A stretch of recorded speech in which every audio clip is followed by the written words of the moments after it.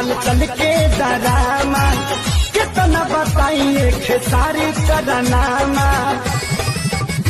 अरे आके अब तू ही संभारा ई पानी सर से पार भइल राजा। हाँ आके अब तू ही संभारा ई पानी सर से पार भइल राजा।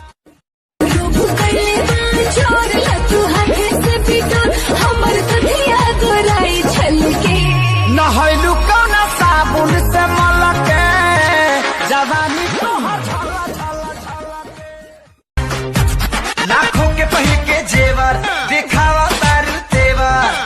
5 फीट हाइट बबीता भर के घाघरी, 5 फीट हाइट बबीता भर के घाघरी।